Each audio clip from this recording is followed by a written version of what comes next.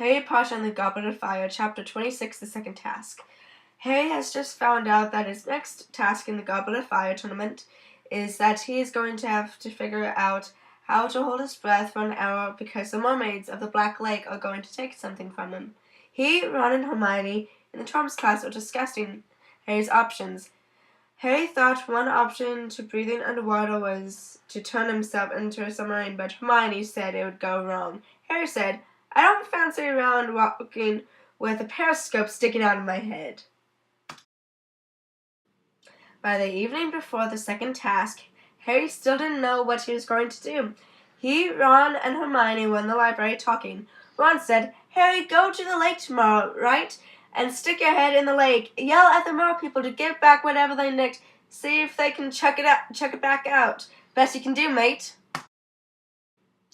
Then Fred and George Weasley, Ron's older brothers, came into the library and said, "We're supposed to take you to Professor McGonagall's office." "Why?" said Hermione. "Don't know. She was looking a bit grim, though," George said. Harry went back to the common room to do more research, and about midnight he still had no idea what he was going to do, and then he realized that he was alone and Ron and Hermione had never came back. Harry continued to do the research until 2 a.m., then fell asleep.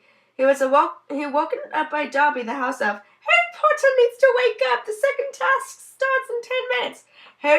Harry freaked out. 10 minutes! "Hurry, Harry Potter! You're supposed to be down in the Black Lake with the other champions, sir," said Dobby. "It's too late, Dobby. I'm not going to the task. I don't know how," said Harry. "Harry Potter will do the task," said Dobby. Dobby knew that Harry Potter not found the right book, so Dobby did it for him. Dobby told Harry Potter that it was Ron who he would have to save from the Mo people. "What? They have Ron?" "Dobby, what am I going to do?" asked Harry. "Here, eat this," said Dobby, and he gave him a ball of what looked like gray-green rat tails. It was something called gillyweed. Harry took the gillyweed and stuffed it in his pocket and ran to the lake. He was out of breath but made it just in time. He was standing in his swimming trunks by the lake with the gillyweed stuffed in his pocket. When the whistle blew, Harry grabbed the nasty gillyweed from his pocket and shoved it in his mouth. He felt like an invisible pillow had been put over his mouth and nose, and he couldn't breathe.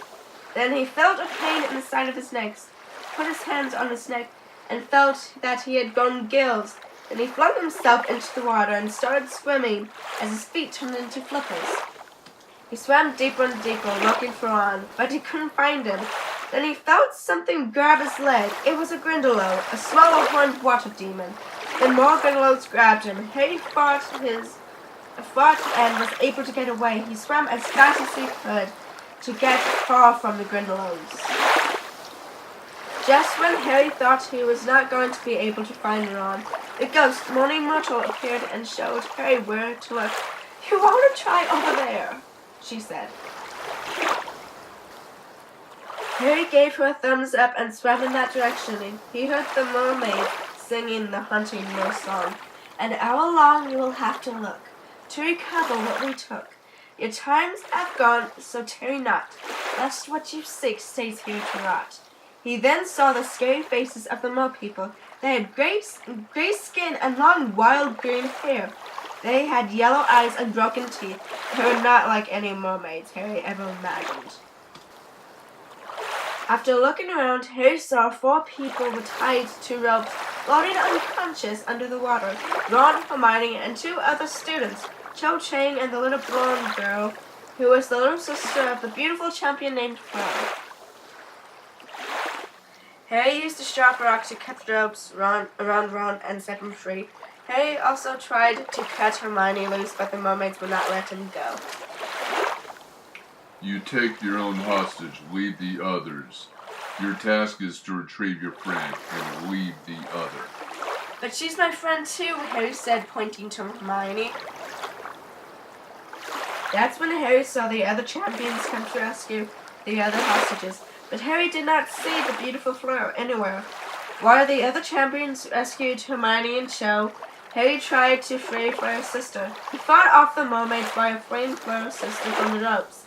Harry grabbed Ron and the little girl swam towards the surface of the water. Just as the gillyweed started running off, Harry realized he could no longer breathe underwater. Harry kicked hard and used his wand to blast at the mermaids. As they broke the surface of the water, Ron and the little girl opened their eyes. Ron helped Harry pull the little girl out of the water. Fleur ran up and grabbed Harry and Ron and gave them each a big kiss and thanked them for helping save a little sister. She said she was not able to escape the Grindylows and never finished the challenge. Ron and Harry both went red in the cheeks.